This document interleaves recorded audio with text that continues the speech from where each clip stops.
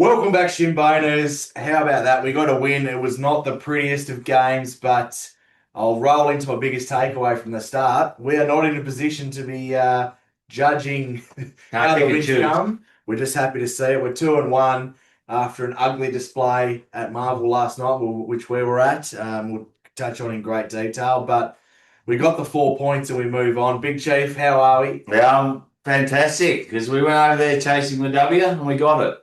I was a bit nervous there in the last few minutes when they said to come back because we went to sleep.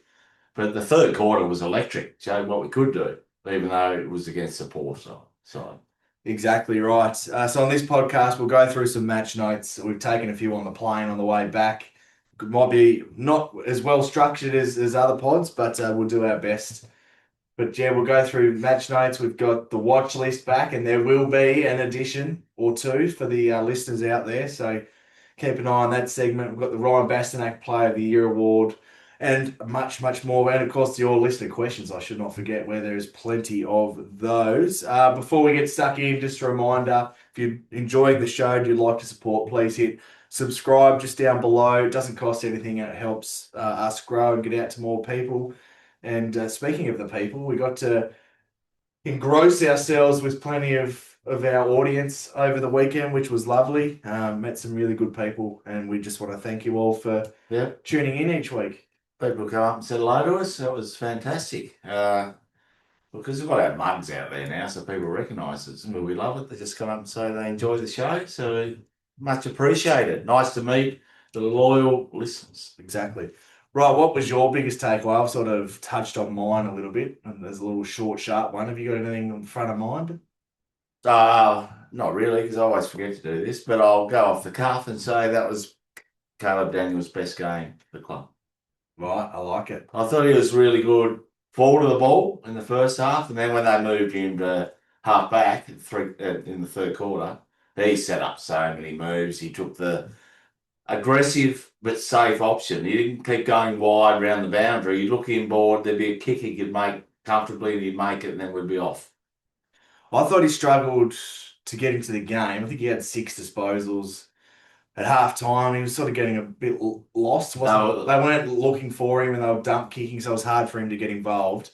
When he got it, he made something happen, though, forward of the ball. And obviously, you don't get as much of it as you do playing the user or distributor of halfback.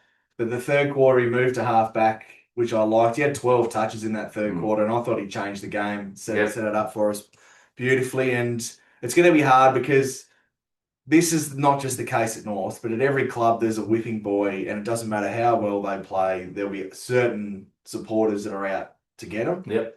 And that seems to be, he's taken over from Jaden Stevenson and Kane Turner in that role, CD. But yeah, I agree. I thought he was really good, and I think his start to the year's been pretty promising. I think he's had votes in the most prestigious every game. He didn't week one, but he was probably okay, there you go. That was a win, big win. We had about 15. Oh, yeah, we had a lot to choose from. But yeah, I think, well, he's come under my eye previously, but I think he's been good this year. And we still got his defensive liabilities, but they didn't stand out yesterday. And his offensive work out of the half back line, along with the new user, Toby. Yeah. Big Pony Club. He was safe. We'll get to him in a sec. Let's talk a little bit about the first quarter now. Talk about getting let off the chain. I don't have it in front of me, but they must have kicked. Oh, here we go. I can get it in front of me. They kicked 2 goals 5 to our 3 goals 2. So they kicked straight and it's big trouble. I thought the midfield were pretty flat for most of the game, particularly early, got smashed out of there. I think they worked their way into it, our midfield, and got on top. But in the first quarter, they were getting beaten. X was getting beaten in the ruck. I've written in my notes, and I remember saying to you live, they had 3 outside the stoppage after a ball up, after a jump ball, after a goal. 3. There's only 4 in there. They had 3 lining up on the outside, which is bad for them because they shouldn't have 3 there. You only need 1, but they had 3 there. So, and they still got it out to them, still spilled out to them, and they were just away. That was very poor structurally by us. It was. And I think you was mentioning to me that Mick Barlow's got a bit to do at quarter time. Yes. From the structural side of things. They were beating us around the midfield, and our midfield should be smashing them. And we did get on top, and our midfield won the day. But early doors, that's why they had more inside 50s and more shots in the first quarter. Yeah, I tell you who kept us in the game in that first quarter, and that was Big Game Zane, who's showing plenty. And this is why I've been preaching, just leave him in there, let him have a continued run. That might be one of the best 5 disposal games you'll see. Yeah, he had 5. Everyone mattered. Yeah. He kicked 3 goals, a couple of goals earlier. The first one should have been holding the ball. We were a bit lucky with that one. But yeah, you got to make the most of your opportunities. He looked good playing a deep full forward role as well. Yeah. And then just his other disposals outside of the 3 goals were he had a great handball inboard and also a good kick. His vision's really good. Yeah. So you work with him, you get him up to sort of 10 to 14 disposals playing that deeper role, and but we've seen him in the past with Zerha when he's played deep. Yeah, he was the deepest forward most of the night. So it's hard to get 10 or 14 when you're deepest. But he can have 10 disposals, 8 score involvement. Yeah, that player he becomes. So. And that handball, that vision across half forward, instead of dumping it, or you could see him look and thought, no, I don't like that. Then there was a wide handball, about a 20 George. It might have been 20 to 25 metre handball, and just set us up. Well, that's what you need. That's what the good teams do. And if we're going to aspire to be a good team, we've got to not just go down the line all the time. You got to change your angles. Yeah, and we didn't do that enough through certain parts of the game. No, that's why Daniel was so good in the third quarter, because he changed the angles coming out of the back line. Exactly. And it allows Colby and Harry to get in dangerous spots and get used and get that free flow through the midfield rather than just long down the line around the boundary. So let's talk about Colby. Didn't he have a Jekyll and Hyde game? Like, he had some serious use, but he seems when he's kicking like a 10-metre or a short handball, they're just easy turnovers. But is that to do with a bit of an interrupted preseason? I don't know. But we'll give him the best the out we can give him, but we're not letting him off because he's one of our better users, and he had some terrible turnovers. But mind you, it was turnover. That was the story of the first quarter. Both teams were just horrendous with turnovers. But his best is unreal, Colby, and I liked him taking the kick-outs. He can get that short kick 30 out, then get it back at the 100-metre play up to the wing. Yeah. But yeah, you mentioned the turnovers. It was a horrific spectacle. I mean, both teams, it was like no one wanted to win. Yeah. It was just... well, no one knew how the footy was oval. Yeah, the turnovers everywhere. And not a great spectacle on TV as well. So a lot of the socials blowing up, but... yeah, I suppose that's footy. Someone who had a really dominant first quarter and was our clear best on ground at quarter time and had a good 4-quarter performance was Luke Parker. What a move that's been. We've been critical of Clarko for not changing things up in the past, but his move to half back, starting in that game against the Pies down in Ballarat, that's just been a masterstroke. Yeah, he was fantastic. And just to let the listeners know, we were sitting in the Medallion Club, if you don't mind, on the comfy chairs. Oh, how much padding! Unreal. And we were right forward pocket as you're coming out the centre in the where Essendon were kicking the first quarter. Yeah, well, we were kicking that one the first quarter. Essendon. I'm there confused. Right in front of where Cam tried to do a dribble kick. That was right in front of us. We'll get to that. So a great view there. And the point I was trying to make is we had Parker in the first quarter in defence, and we could really see his work, and that's smother on the line. Talk about them not making the most of their opportunities. I mean, it started from a horrendous turnover, what they were thinking, and Dill Stevens just laid an egg. But the CCC member, full length body dive to smother it. And they said on the news or the highlights, it came off his head.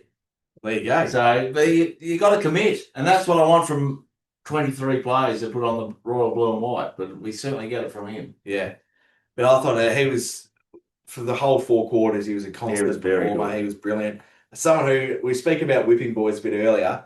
There was a few moments in that first quarter where the ball was in dispute in Essendon's forward 50, and Elmac, who has his critics, and rightly so, because he can do some poor things at times. But the way he throws his body in there and just creates that 50-50, it was phenomenal in that first term. He had an effort where he smothered or contested the ball, then he ran full on 20 metres to contest again a loose ball they were about to pick up and have a shot at goal on. And it was just commitment.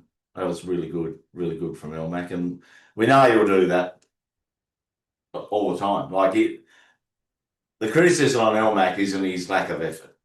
No. And I'm not here to criticise him today, but if everyone had that effort, we'd be a better side.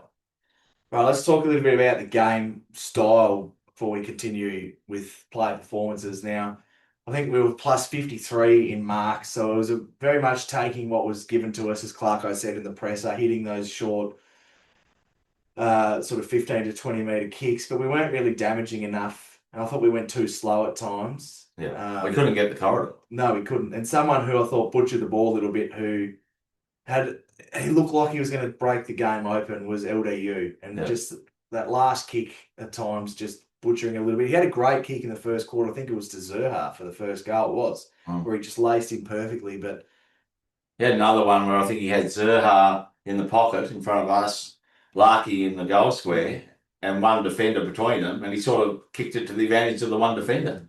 And I don't think it was a turnover. It might have been out of bounds. But we should have got a goal from that. That was, if he's going to be an A grader, he's got to hit that kick. It was a 50-metre kick, but you got to hit it. Yeah. I said to you, it'd be better kicking to the top of the square to Larky. Larky ever marks it, and Cam comes round to crumb it if Larky doesn't mark it. Well, we've seen Larky have the footy IQ in the past if it's one of those just to tap it down as well. Exactly. So we've had a 2-on-1, and it's got to result in a goal. But it highlights a lot throughout the day the benefit of where we're sitting, particularly when we're kicking to that end. You can see we had them out the back done but just simple turnovers, crucify you. Like that defensive system was breaking down at ease. Yes. And we should have put 120, 140 on them, really. Well, I've got a big take for you for next week. They play the Doggies. The Doggies have kicked 180, maybe 200 against that mob. I think you're right. Because we got lots of goals out there, but just like you said, we had the advantage. We had the out the back. We could have jumped over them, but one skill error kills you. And then they've got the same opportunity, but they couldn't because they didn't make the most of theirs. No, but it all started with our bad turnover. Exactly right. I want to talk about one more positive before we get to some negatives. I think bad turnovers are negative. Well, I hear what you say. Harry Sheasel, I was wrapped with his game. The first quarter, he looked to sort of kick it up the chimney a bit again and rush his possessions and was a bit concerned.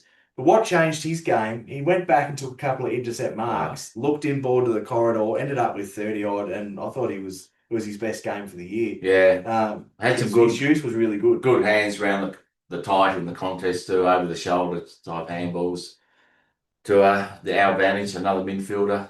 The only criticism I've got of him was he was a little bit indecisive just on that last kick inside 50. He picked the wrong option or he turned it over. But the pleasing thing was twice he turned it over and twice he then marked their kick out because he just worked back hard, created the outnumber and took clean hands mark. So that was fantastic. Big, massive tick for doing that. You don't drop your head. You go and win it back. Right, we've waited long enough. Let's talk about the big moment from the night that everyone's talking about, and that is the big X-Man with the blood incident. Yep, well, it's just come through. I don't know if you caught up with the latest news. He's been sent straight to the tribunal. Yeah, with serious misconduct is the charge.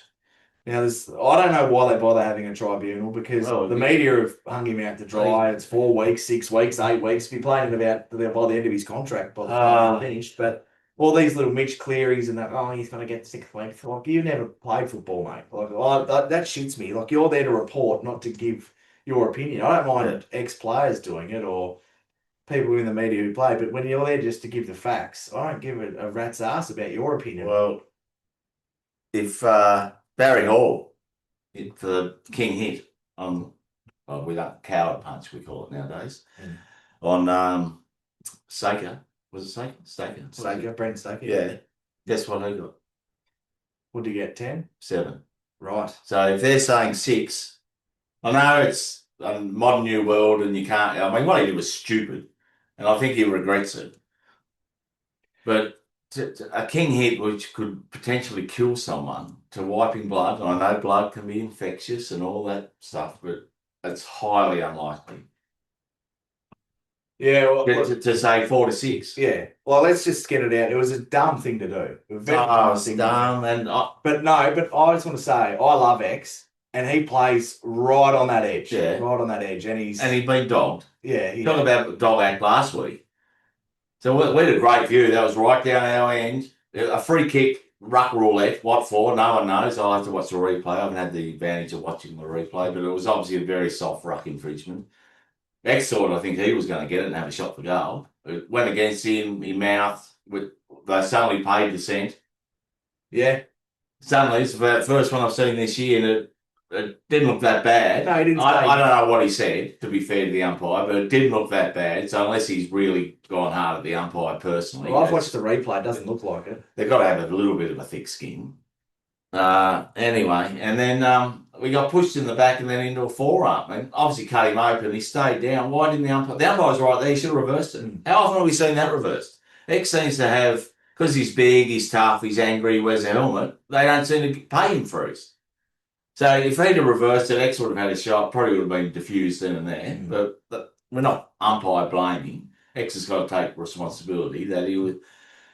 I think then the best moment of the game, they went up the other end, we turned around, we had the one out the back, X ends up having a shot from the goal square, and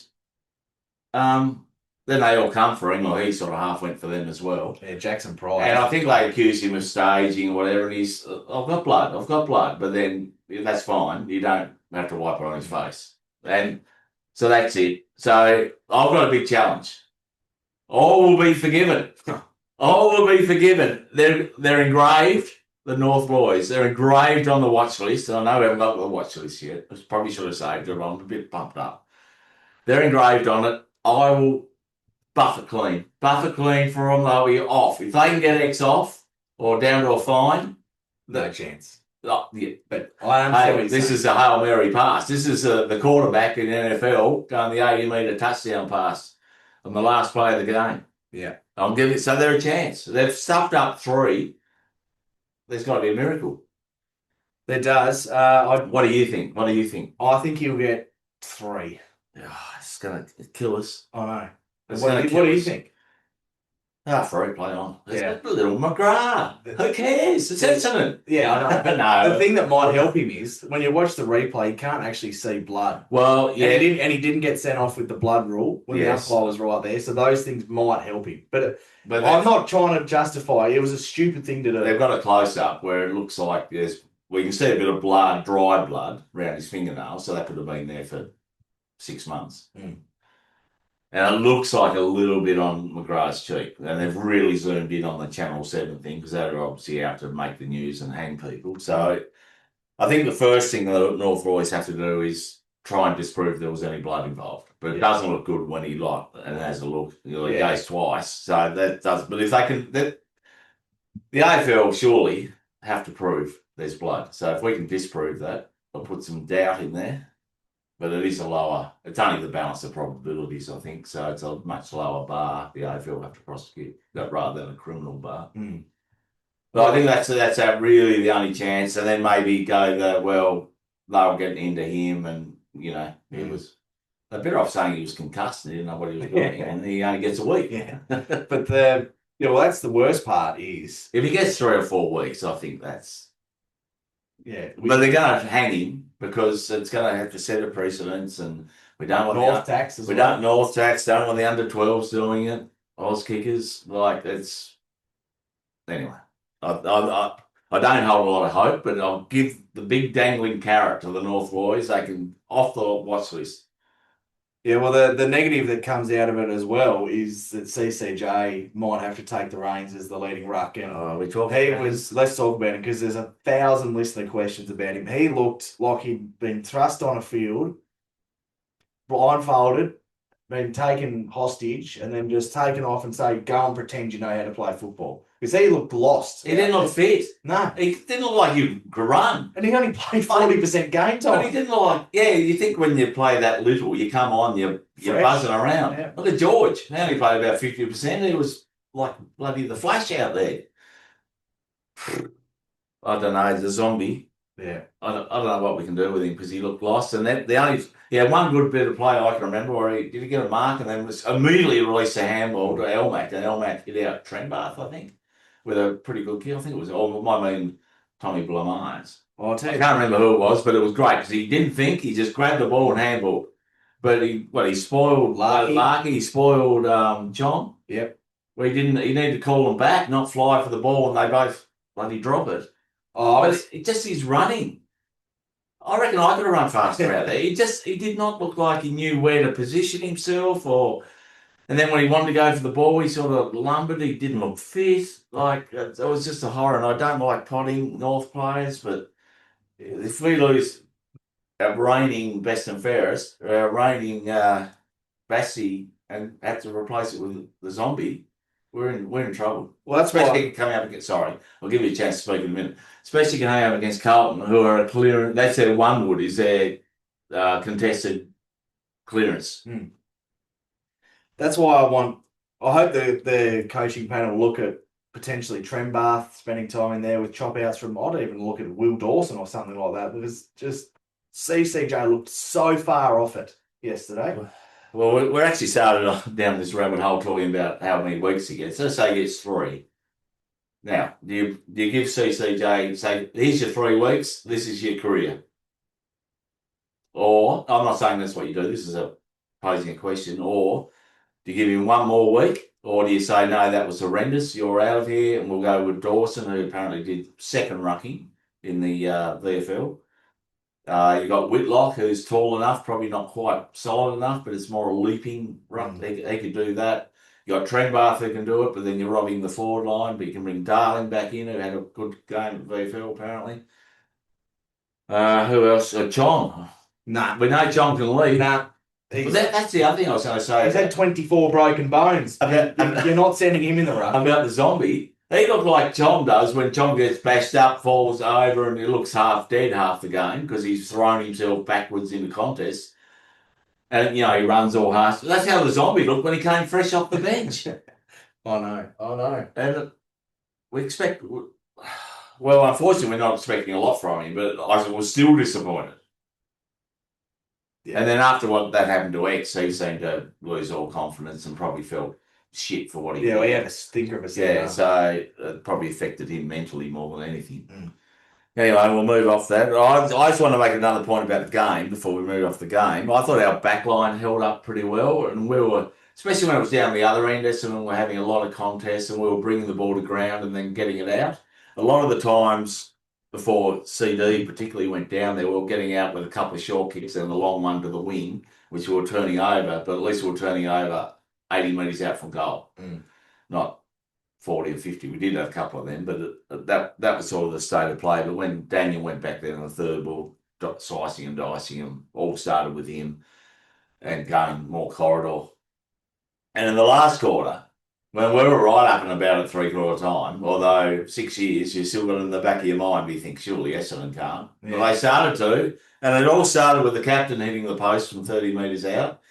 Then, first year player, I won't go too hard at him, but he hit the post, and then LDU had the hardest shot, and they hit the post. So we could have really buried them if they'd have, or 2 of those had been goals. And they wouldn't have had their comeback then. Their heads have gone down and would have won probably what we should have won 10 by goals. 8-10, yeah.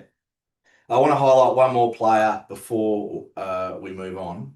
And there's another player who will come up in the vote, so don't worry, but this man won't. Well, not in mine anyway. George Wardlaw, he had 16 disposals with only 54% time on ground, and did not he look electric? Yeah, got the big cheer. I was certainly standing up applauding when he came on for his first run. Yeah, got a good cheer from the north, and straight away, 100%. He looked like a different player, compared to the others that are all he just goes so hard and low and just attacks the ball, eyes only for the ball. His use was pretty good. Brad Scott tried to put a possum in his roof. Yeah. They tried all the dirty tricks, the filth. Yeah, John went and sorted it out. Yeah. According to George. Hey, bit of breaking news for you. The West Coast Eagles have just knocked off Port by 2 points. Right, it makes our loss last week not look as bad, or that was only Port, but it was in Port. It was in Adelaide. And they didn't have time for their coffee on their local time. Haven't they souped it up? Not them so much, but the media's made a big beat up about that. Well, the WA media, they're frightened. Oh, yeah. WA clubs, so they would never say You think there's a conspiracy. It's everyone against the Western state over there. but I love them because I'm going over there on holidays. Yeah. Righto. Okay, right. Well, it's time for the most prestigious award in all of the AFL, the Bassie. You can start. I'll get the new rock. Yeah, you go. Well, I've deliberately held off talking about this man because I want to give him a good 5 minutes. We don't usually do that at the Bassie. It's usually short and sharp, but I know he's got your 5 as well, so we can talk about him at length. The game, I copped a bit of hate last year when I said that this man could be the best of all the kids. Yep. But Finn O'Sullivan's game yesterday was outstanding. Yep. Now, we've spoken a bit about this with Zane at times. When you're a top-end draft pick, you're used to just give me the ball, son. Yeah. You go and chase and defend. Yeah. But to have 24 as composed as they were, he does not waste a possession. And to keep Zach Merritt to 10 disposals, his lowest in a game that's not including him being the sub ever. Yep. And who was in the keys to victory, has single-handedly won them the game. He's listening. He's listening. So FOS's job, after backing it up against Butters a fortnight earlier, I thought he was, well, best on ground and phenomenal. Yeah. What a game he played. And at 19. He played the perfect run with what role. He shut their best player out and he won the ball. And he won a lot of contested ball. It's not as if you were just sitting on him scragging. He went and got his own ball and won it. And that's why it was 24-10. Yeah. And anyway, I've got a lot more to say about him, but that's another little segment. That's a tease. Yes. Right, okay. There could be something new coming.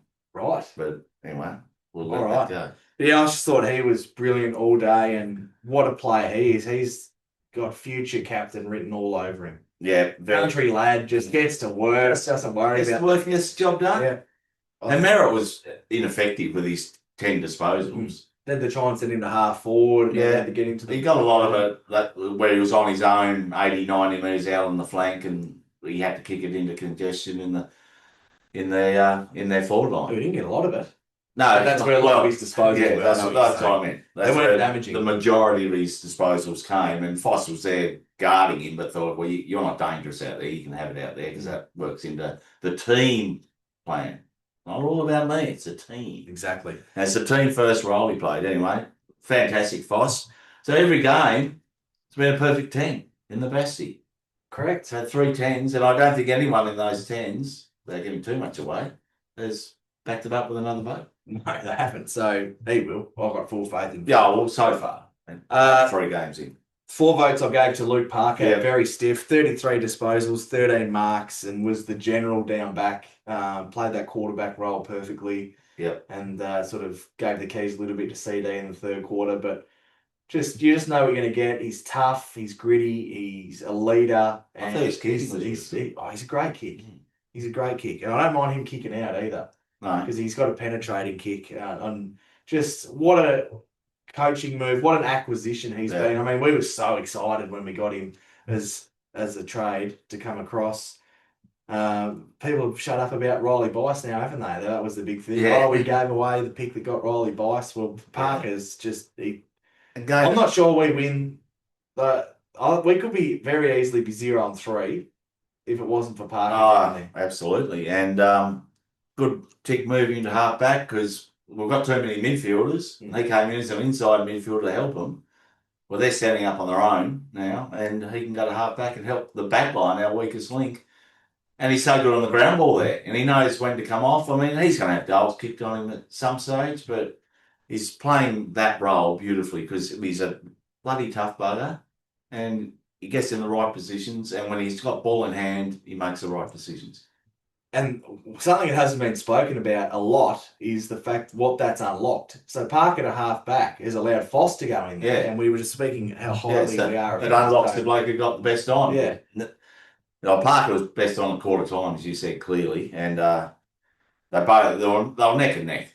And I saw he jokingly said he's gone to Big Viney and wants a 4-year deal. No, hold, please, hold. But I'll give him another one. He's going to have to be on the 1-year deals from now on. But keep this form up.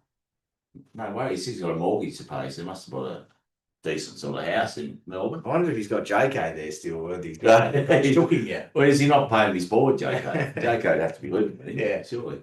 Right. 3 votes I I think gave. he was early, wasn't He he? was living with you. Yeah. I don't He's know. still living with you? No, it is. It's in his back pocket. Yeah. Is it? 3 votes I gave to someone who's got the highest amount of tax in this award of anyone ever, and that is Harry Sheasel. Yes. 3 votes for Harry, had 33 disposals, 11 marks. I loved him floating back and helping out, taking a couple of intercept marks. His ball use was awesome. I don't know whether you've had time to see or not, but the off-field stuff too. He was on the Sunday Footy Show today with Matthew Lloyd, who criticised him the week before, and just he's so humble and he's like, yeah, I probably deserve that. And then even with the game he played yesterday, he can't. There's no congratulating himself. He said, yeah, I need to hit the scoreboard more. So he's just never satisfied. Yeah. Just the ultimate professional at age 21. Well, he wasn't the second he came into the club. So great game from him to respond after a poor game from him, where he had 38 or 39 still, but he bounced back and was instrumental in the win. Yeah. Well, safe going over all again. I gave him the 1 vote. And talk about that's ultimate tax. He's on the highest level of the taxpayer, isn't he? He's paying about 60% tax. He needs to move to Monaco or something. Maybe there with Charles Leclerc. Yeah, and all the tennis players, all their fun drivers. What else have I got on about him? Back to the old Harry, I thought. A couple of, well, they weren't clangers, but a couple where he probably made prime Harry make a better decision with his delivery inside 50, but then he won the ball straight back in a marking contest. He was just very good. Very good. 2 votes. Now let's talk about this man because we haven't mentioned him yet. Toby Pink. What a role he did on Nate Caddy. He was run and carry Big Toby, wasn't he? Ready to bounce. Essendon left him alone, so we weren't frightened to kick it to him. And then his next kick was really good as well, because that's why we had so many uncontested possessions. But we were joking in the stands. The user kick it to Toby. He was fantastic, and stopped doubling up. He got my 3 votes. That's how well I thought he went, because he played his role defensively. I thought he was good, got some good spoils in. Caddy's only goal was a long shot out where he just got the lead up chest mark. Well, most forwards are going to get that because the defenders sag off a little bit. Mind you, we do like back shoulder defending, but maybe not so much against Essendon because they can turn it over. But I thought he was really good. Beat Caddy, who was their most dangerous forward, and had plenty of it and used it well. Career high 19 disposals, went at 90% as well, and the run and carry, and he's turned into a really safe user. Yeah, like you don't see without that pressure with space to use. I mean, I think in the high pressure game, the better teams where he hasn't got that easy outlet, it might be a bit more difficult. But you take what you're given, and he took it in spades. So 3 votes. Not a midfielder's award. It's not. Where are we? We're at the 1. So I've still got 2. Oh, well, my 1 vote I gave... Who was your 2? Toby, sorry. Pink. Yep. My 1 vote I wanted to reward, not a midfielder, someone who I thought low possession, high impact, and that's big game zone, 100% disposal efficiency, kicked 3 goals, 5 touches, 5 score involvements. Yeah. Now, we've mentioned a bit before, you up those disposals as you go, but I thought he led really well. And he was unlucky at one point right in front of us. He had a brilliant lead, but the captain sort of came in and swooped and took the mark, which is fine. We ended up kicking the goal, which is the result you want. But I just thought his leading patterns were good. Yeah. Thought he looked pretty switched on as he has this year defensively as well. So that 1 vote for a big game zone. I didn't get him in the votes, but I liked his game. He was close for mine. He was unlucky for mine. I probably needed 1 more goal, and he could have got it for your man Cam, where he did the right thing. Contested the mark. Cam was the next man in, got it. They should have waxed between each other with a handball because it was a 2-on-1 and Cam had the miracle shot from 45 dribbler, which was going to get touched over the line anyway, and he ended up kicking it out of bounds. It was just dumb. Just handball. Bring your young teammate into it. You're in the leadership group. Having a bit of a go at Cam. No, I agree. And he could have had an easier shot, and he ends up with 4. And then his career's bang away. He picked 4 in a big game in front of 40,000. Anyway, I still thought he played well. I thought he presented down the line, flew for the hard marks. That mark he took when he ended up kicking a goal, chest mark back with the flies and further. That was awesome. We know he can do that. Yeah, I thought, and he was the deepest forward, and he didn't just, there were big leading lanes, and he didn't run into them, because obviously that's the team instruction to leave them open for other players. Mm. And as you've already touched on, being the best player in his club and one of the best juniors in the whole under 18s, that would have been his leading lane. You go for it all the time. Now he's got to learn you got to play a more minor role. And I thought he played that well because he didn't clog it up. And when he had to go, he did, and he clunked the mark and kicked the goal. So, yeah, it was unlucky for me. We'll go back to two. My two was Caleb Daniel. We've spoken about him probably enough. I thought he was good, as I said, in the forward half, but he was great when he moved to half-back, changed the game, changed the way we moved the ball out of defence, opened it up, gave the forwards opportunities, wanted to kick in the third. It was a lot, anyway. I can tell you, I'll get it up. But he had 12 disposals in the third quarter, and he changed the game. He was very unlucky not to get in mine. We kicked 5 goals, 4. Yeah, so I reckon he had a hand from the back line in quite a few of those possession chains. And by taking the corridor on, the game opened up and allowed Colby to run to space. We'll talk about him in a minute. Anyway, my one was Harry, so we're done. So we're going to go through the leaderboard. I can. Do you want to go to your unluckies first? Yes, unlucky Colby. I thought he'd have been in mine, except for a couple of unusual clangers, especially early in the game when the game was still in the balance. But he worked into it. He had some midfield time, and he knows to run to space. And then a couple of times you're not catching me. Yeah. Like he's right in the congestion, just runs out of it. His ball use really improved. I think he had the most metres gained on the ground. I think he had the most possessions. Yeah, 35. With 35. So he is incredibly unlucky not to get a vote. I'll keep going. LDU, I thought, played his role pretty well. Like I said earlier, once our midfield got on top, we sort of maintained that. And we've already touched on big game zone. I had him in there as well. Yeah, the only other one for me who would have been in contention, I suppose, along with those. I thought Tommy Power was pretty solid throughout as well. Yeah. Well, let's get to the leaderboard. So LDU in first place on 14 votes. It's a real logjam this year. Luke Parker in second on 13. Then we've got 3 tied on 10. Finn O'Sullivan, Nick Larkey and Dill Stevens, who have all polled perfect 10s. Then followed by Harry Sheasel on 8. That's how the top 5's looking at this stage. Yep. And then we go mine, Cherry, John, Daniel, Pink, and Durs. His first vote ever, I dare say. No, he's polled before. Gee, I'm having a mare with all these stats I'm trying to bring up. I know Bruce McAvaney. I think he polled in his first game against the Giants where he kicked 3. Probably did. Okay. From memory, but he's polled his second. Yes. Right, let's get to... Can I just... Oh, yeah, sorry, you go. Let's get to the watch list. Okay, look, what's that? The list you don't want to be on. That's correct. All right, let's go. I'll quickly go through it. Barty Scott didn't play. He had 20 odd in the reserves, but we haven't seen the reserves, obviously. It was a pretty horrible day early in Melbourne, rain-wise, and even temperature. It was cold. It was freezing. Yeah. Anyway, so probably not the ideal for footy, but it is a winter sport. Bit different under the lid. It was quite hot under the lid at Marvel, wasn't it? Anyway, I digress. Griff Lowe, I'm unfortunately injured. I better write that down here so we don't forget. Aidan Core. I didn't really notice him. No, so that's good. Yeah. I'm not saying tick, but I think, I know, I did look up his stats before we started the pod, and I think he was about 5 or something. But I don't think his man got away from him. I'm just going to give him a dash. So like in a win, that's a dash. It's maybe a bit favourable. First game back, I was surprised they picked him because I thought he might be a little underdone. I couldn't believe that. Fitness-wise, but didn't notice him. Fisher, I think, had a reasonable game in the reserves. Obviously, you don't get ticks from the reserves. JK got dropped, so he did not play. I meant to write that in there. Tommy Powell, I'll give him a tick. I thought he played his role. He had 23. Some good users got linked in the score involvement. I'll give him a tick. And guess what? He's graduated. The certificate's in the mail, Tommy. You have graduated. Let's hope we never see you there again. The selectors.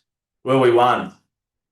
And what have you got? You're not going to be happy about CCJ, mate? Yeah, I don't know why they picked him. Well, I thought they had to drop Darling because he was pretty I agree. the week before. So who did you want him to bring in? I can't remember. I'm not going to guess because I'm none from two are trying to guess stuff this I point. would have liked to say No sleep. Whitlock or Banch or literally anyone.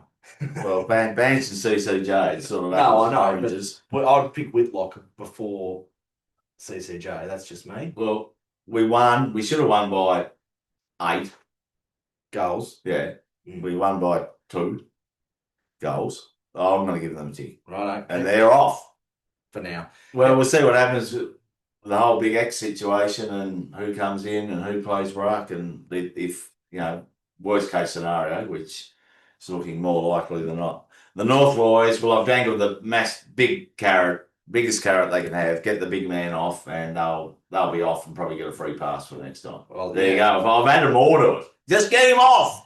Right, this is what people want to hear now. Who's going on? Because I've got a couple of nominations. Okay, well, you nominate and I'll decide. Well, I just want to know what the hell's happened to Jai Simpkin. Oh, he's never been a good kick. No, but he's just not playing well. He's playing awful football, and that was highlighted by in the last quarter when we were looking to sort of put the game away. He absolutely burnt PC, who was 10 metres in front of him on his left side. Said, I'll have the shot and I prefer kicked out the full. So I think he's... So just explain that for anyone that hasn't watched the game. Well, we had Paul Curtis 10 metres in front of him. We had 2-on-1. He was about 30, 35 out. Yeah. We got the ball in quickly. It was a 2-on-1. And he's had a snap on his left. His non-preferred. And kicked a point. And he had PC 10 metres in front. Would have been an easy handball. He could have run onto his left or even run straight and... Well, he's a left footer. Yeah, I know, but it had a shot from a lot closer in. Mm-hmm. So he's taken the responsibility and absolutely bellied the ball for a point or out the full. I think it was out the full. And we were sitting there. This is when they were coming in the last quarter, and we'd already had a few posters. We just needed the goal to shut the crowd up and kill any dream, any murmur of a heartbeat they had. Drive the stake right through the heart. And he missed it. So right then I think we said to each other, he's on the watch list. Yeah. He's heat of the moment. And then he had another bad turnover at half back, which resulted in one of their goals. He's never been a good kick, but it's taken the piss at the moment. He can't hit a target to save his life. And a high draft pick, because the watch list is what our expectations are. Yeah, he's on a good contract too. Yeah. So I'll put him on. Yep. And we did say after that, though, he had a really good chase, double chase effort, didn't actually get there, but put the pressure on, tries his heart out. I've got no question about his effort. It's his skill execution. And for pick 12, I think he was, in a pretty good draft, and he was touted as possibly a top 10 pick. He sort of slid a bit to us, and I'm glad we got him. Don't get me wrong, but yeah, it's got to improve that unforced error kicking. Right, who else? Well, I think the big zombies. It's got to be on. Sorry, CCJ, but that was one of the worst performances I've ever seen. Yeah, agreed. So we can't, and we expected the bars for you is not as high as it is for Jai, but we expect something. Expect you to look like a footballer. We've said enough about him. I don't like potting players, but he'll probably have next week, maybe the next 3, to prove us wrong. Well, he's lucky if he has 3 ticks in a row, he's off. Yeah. He can get a graduate certificate like Tommy. Because if Goad was fit, and he'd be cooked. Oh, yeah. What's Goad, 2 to 3? Yeah. I'd almost bring him straight back in and play 40% game time with Trembath. To share the rucking duties. Anyway, that's a story for another pod. Right. That's bad news, the watch list. We'll finish with that. No more? No more. We all done? We're all done. No more bets? Right. Some exciting news. The most prestigious shirt you can get on. CCC. Someone's coming in, baby. Oh, boy. And just a reminder, X, Chom, Jacko, the Warlord, Parker. This is an old shirt. Sorry, Parker. You got it on there last year playing with broken ribs and going hard at the ball. FOS. He'll be on for 15 years. But he's on. His competitive spirit played on their best player, who's a multiple All-Australian, multiple Beacon Ferris. Yeah. And just completely shut him down. Went hard for the ball and won his ball. Had good use. And then this is a bit I like. Merritt goes forward in the last, kicks a goal, and he goes up to Clarko and says, "I wasn't playing on him when he kicked that goal." No, but that's the thing. He still doesn't want to be known to be beaten. He wasn't beaten in that moment because it wasn't his man. I love it. Yeah. Never be beaten. Even when you flog him, you don't want him winning any contest again. And that's why he's in here. Oh, I loved it. Loved it. Second year player. He's in. Right, I've got a nomination. Something else which was very CCC. This is a little bit of waffle. Right? A little bit CCC. Tommy Blamires kicks a goal. His dad's about 8 rows in front of us in the Medallion Club. Thanks for those tickets from our loyal listener. Oh, fantastic. Anyway, his dad gets up and he's high-fiving the rest of his family and his mates. As you would. When his son's kicked his first goal. I get up after every goal. You were there. We're up high-fiving up every single North goal. And letting all the Essendon nuffies around us know exactly what's happened to. Not in a nice way, just a big yeah. Anyway, he's up, high five. Someone about 3 rows back tells him to sit down. What's he do? He doesn't sit down, he turns around, "That's my son, you." I'm paraphrasing people, "You peanut." Yeah. I couldn't believe it. Nothing was happening. There was still 30 seconds for the ball up. He didn't miss anything. He didn't miss anything. And this bloke, and then even when he explains that's my son, the bloke still backchats him. I don't know what he said. And there was a lot of back and forth. A bit of verbal. And I thought, Tommy Blamire Senior, he's got a bit of CC. He's not getting told by someone, not Essendon Nuffy or someone in the Medallion Club to sit down. You're not at the bloody opera. You're at the footy. You're allowed to stand up and cheer when your team kicks a goal. We were at the back of that row, the Medallion, and there were the glass people, and they're having the 5-star feast behind us. No one knocked on the window when I stood up after every goal, and just as well they didn't. Yeah. But he was, brilliant. You got to celebrate. It's his son. I know. Mr. Blamires, big tick to you. And then the police came down about, 10 minutes later? Yeah. And I thought, surely no one said, there's a bit going on here. Anyway, he walks out and he gives the policeman a hug. I think he must have known. Yeah, no. So I was a bit worried. Someone had said, there's a little bit going on here. I was going to get involved. It's his bloody son. Anyway.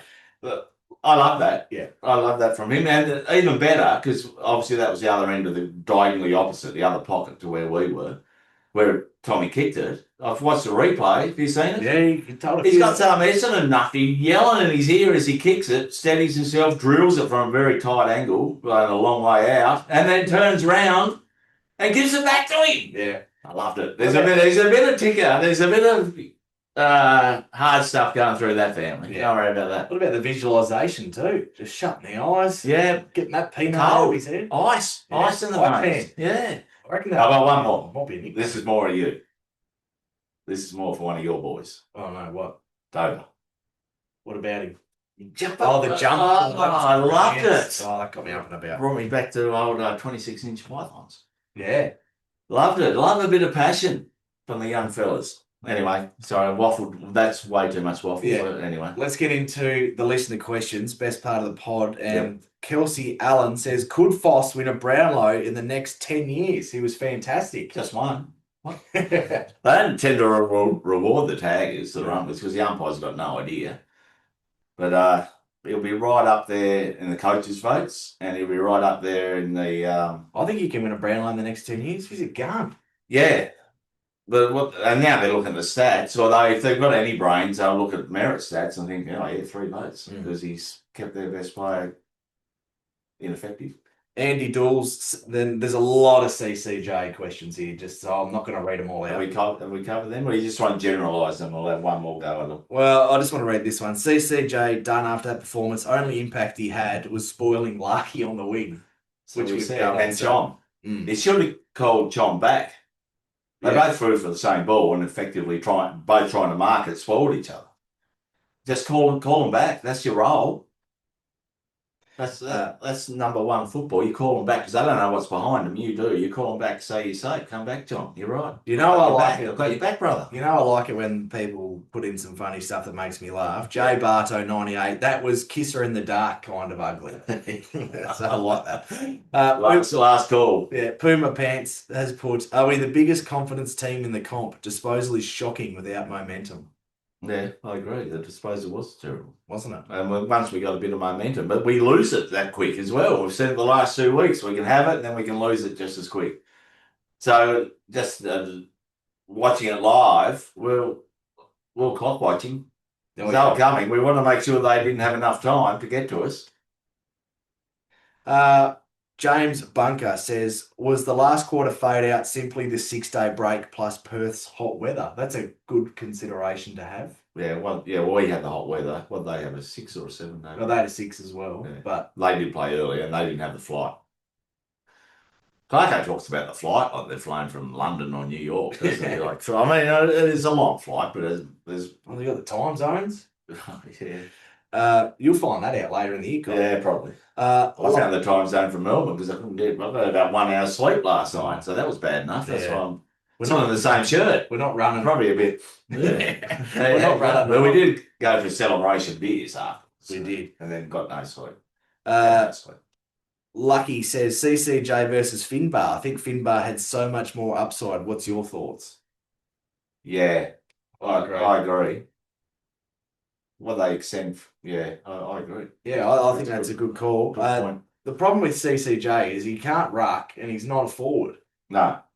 So Finbar can't ruck, but he's a much better grab and forward. Yeah.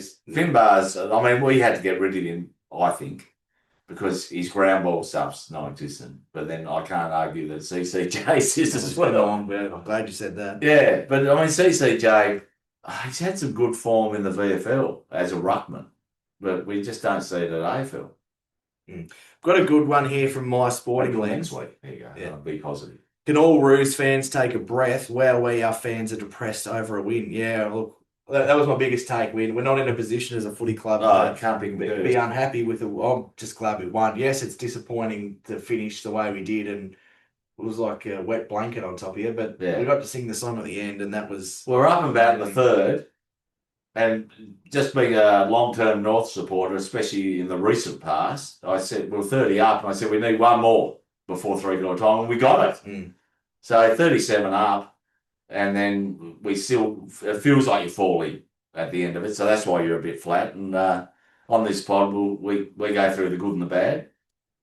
And the ugly. And the ugly, we'll go through everything, and it's an opinion pod, that's what we think, that's how we're feeling. So a win's a win's a win, and we're taking it, but we're not going to gloss over the bad things.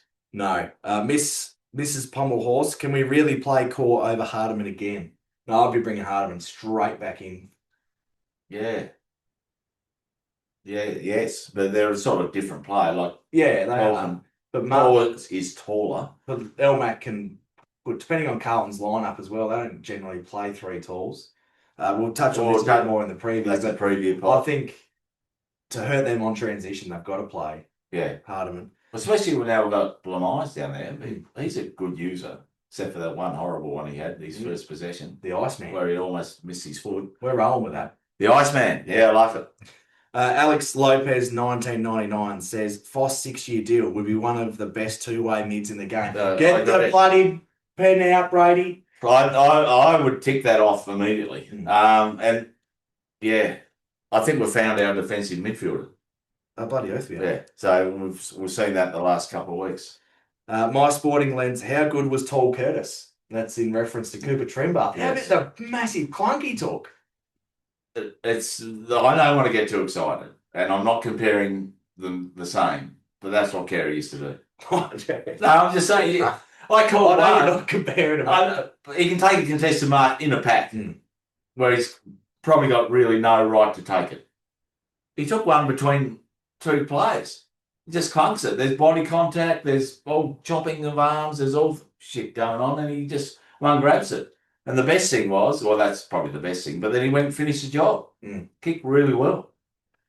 I agree. Kate, he's a great... He's probably unlucky not to get the votes.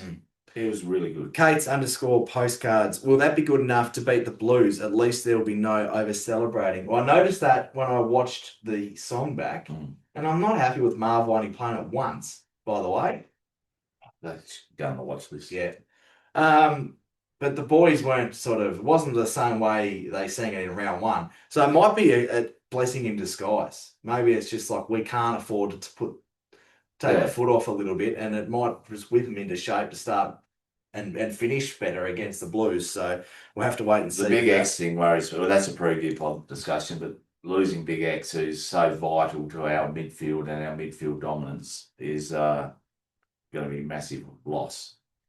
Dave OC says, where would we be right now without Parker? Get him in the CCC. He's in. Sorry, people, it's an old shirt. The shirt hasn't been updated. That's the year one shirt. Yeah. Before Parker was even at the club. Yeah. I think he got six games it took him to get in. Yeah. Once he knew he was playing with broken ribs and smashing in through people in the heat, in the trough.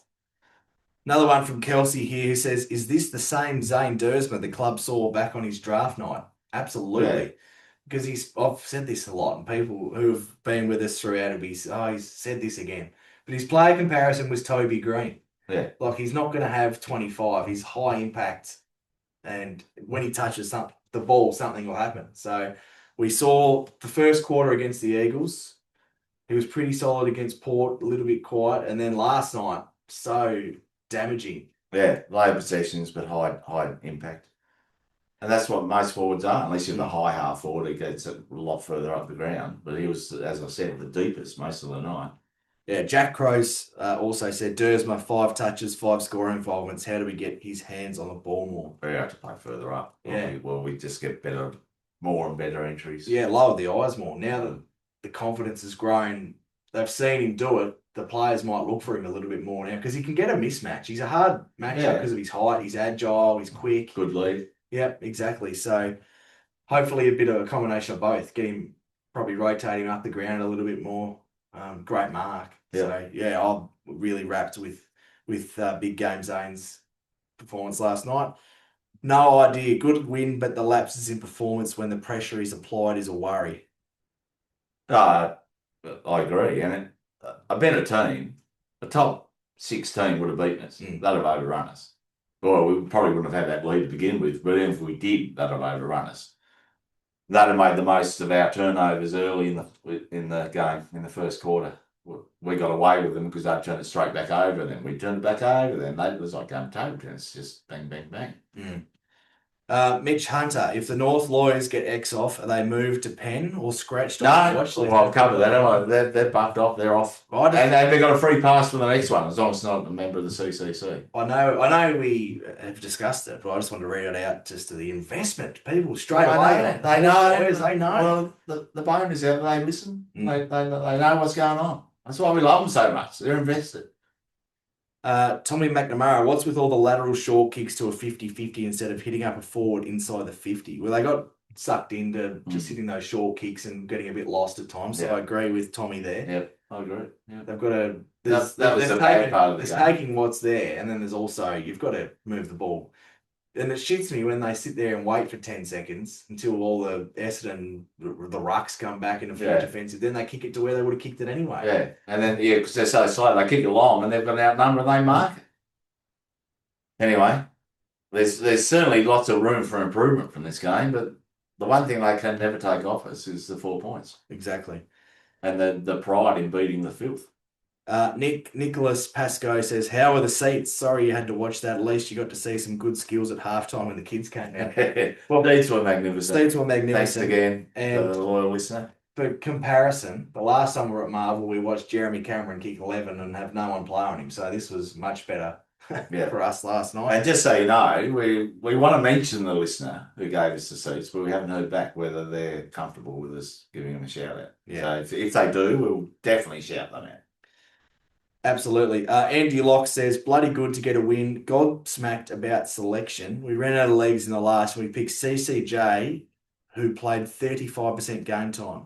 With Wardlaw already on limited minutes, we picked one bloke to play 1 and a bit quarters. Plenty of running alternatives, including Hardiman, Bance, JK. Can you fellas make sense of it? Because I can't. Well, I think Clarko Like we saw in the pre-season, he was getting games over Trembath, and people were. Oh, there was meltdown. There was meltdown, and I mean, obviously, we don't know what their conditioning's like, but well, yeah, I'll be looking at a Whitlock or a Dawson, or I mean, JD can't do the centre bounce or I call it the jump ball now. Yeah, well, because people know what you mean. You got no, I just like calling it a jump ball because they're turning it into basketball. Because just hasn't got the height or leap or probably enough mobility around it. But the quicker we get Goad back on the park, and I'd rather him play 30% game time to build into it. As long as we don't destroy him, like being smart about it, but he's definitely coming in as soon as we can. My favourite handle on social media, the George, Tom and Harry show. I like this. Am I too optimistic? Recent years would be 0-3. Absolutely. Yeah. That's a great shout. Yes, we were terrible. Maybe less worse rather than better. But we've won 9 of 12 quarters. We fought back against the Eagles, held on against the Bombers. And how good does the new skipper talk? He's always been he's a very good speaker. Impersonations. Yeah. Back shoulder defending says Jai Simpkin was woeful. Big Chief, you cannot let this slide. Watch this. So he's on. He's on. That's He's becoming a bit of the new whipping boy, Jai, though. He is, but you got to be better. He can't miss 15-metre. We've discussed him. He's made I won't say he's done it right through. It's not as if it's a new thing that he's doing that. It's always been a watch. North Nuffy, the times we actually looked for that long handball out of stoppage, we attacked aggressively off. I thought too many times it was dinky little handballs to someone under pressure. They did well that 15-metre handball where someone was clear of the stoppage on their own. Yeah. That's dangerous inside 50, shoulders forward stuff. Yeah, that's what you want. That's the ideal situation. Rude Tragic says, why are Roos supporters whinging about winning ugly? Win's a win. Not pretty, but it's slowly building belief that we can win. I agree 100%. He's put a bit about X that we've covered, but he's asked bench for Doverson, ? Yeah, see, now, go back to big game Zane. Who do people want? The Wizard. I think the Wizard would be doing the same as Doverson in our team. Because we don't really play that small running 15-metre game like all. Yeah, 15-metre kick. So I think Doverson's got good small. We're perfect seats. I'll say it again. We're great seats to look at him. He got out on his own twice just by being smart. Chest marks. I mean, he hit the post, so he kicked 1-1. It would have been great if he'd got full reward and punishment for the opposition. But he's not tearing the game open, but he's showing enough. And the fact that he got up and pulled his jumper gives him at least another game for me. Yeah. I mean, I'm not dropping. But I'd like to see Vance get a go. Yeah, as well.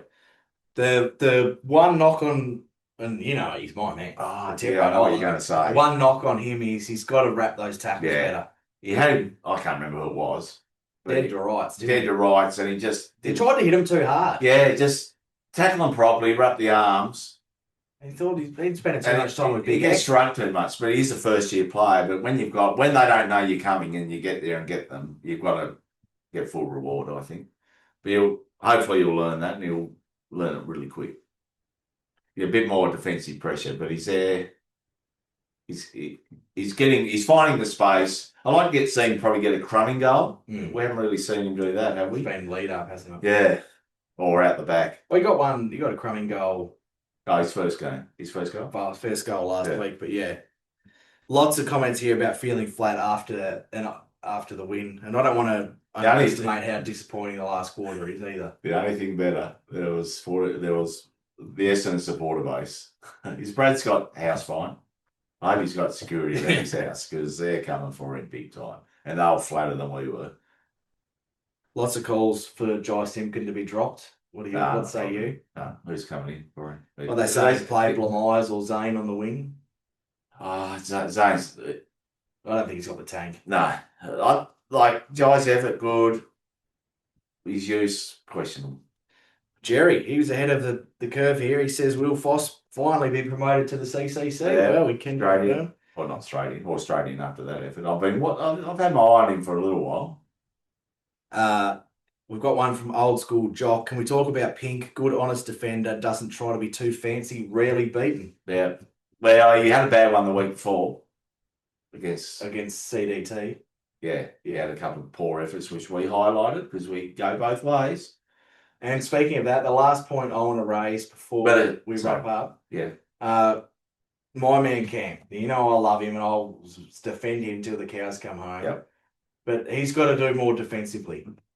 I thought just watching him again yesterday, obviously was big speculation about whether he'd take his place in the side pre-game. Yes, you were very nervous. But that maybe a small pressure forward was coming in for him. Yeah, and not my man bench. No. But yeah, he's got to do more defensively. So that's what I want to see. Yeah, and be unselfish. Hey, guy, shift me in the last quarter. Sorry, I cut you off. Here you go. But no, the thing with Cam, it doesn't make sense because he could do it at 20. So why is he not doing it at 27? I don't know. Remember, he'd just have that ballistic attack and he'd be nailing blokes and... Yeah. It's when you play your best footy. And we saw that at periods last year. Yeah. So he's just got to be more consistent with it. It's really frustrating. Yeah. And PC hasn't had that same level of forward pressure either. No. So they've got to live together or one of them are going to have to make way. I thought PC had an almost game where he almost took some good marks. He kicked a goal. They both kicked a goal, didn't they? So at least they're ticking it over, but we want to see one of them have a 3 or 4 goal game. Well, look, my worry... There's no bigger stage than Good Friday. My worry is that we're going to revert back to being too Larky dependent. Yeah. I don't know. I think Trent Bartha helps tremendously with that because he can do what Nick can't do as well. Like he can take that big pack contested mark, whereas Nick's that's not really his go as good as he is. Anything else for the bonus before we wrap up? Yeah, well, we had the big trip. We're fly out for overnighter to Melbourne. So we went to 2 games. We went to the Brisbane or St Kilda, the home team, Brisbane game. We sat behind the goals, just in the left forward pocket, near the Brisbane cheer squad. This is very quick. I'm probably going too long. The first quarter, how terrible was it? No team wanted to kick it. They had plenty of shots. No one could kick a goal, and they all slipped over. Well, they're slipping over now. It was like the roof was open and it was raining. It was terrible. We saw the real Brisbane in the last quarter, didn't we? They played really, really well. We saw what they're capable of. But the funny thing was that I've seen this since on one of the footy shows. They showed it because they showed Darcy Wilmot. Now, I think you're going to talk about him on another pod that's upcoming. Brady. Maybe a Whiteboard Wednesday type pod. But he was impressive. But the funny thing was, Jack Higgins had a marking contest where Wilmot was involved with and fell on his shoulder and hurt his shoulder. And typical small forward, he was lying down there silking. He's being shot. Looked like Gary lying on the stretcher, like he was terrible. And the ball went, this is in the forward pocket, 10 metres from us. The ball went out about 60 out. It got turned over. Sinclair had it. Lazarus, he's risen. Wake up, dead man. He's up, kicking to me. He's on his own, ready for the chest mark. Wilmot comes flying in again, knocks him over, or gets the ball. Jack's back down. I don't think Wilmot even touched him. He's sucking again, holding his shoulder. A typical little opposition tip rat. Yeah. He would have learned that from a Stephen Milne type. He absolutely would have.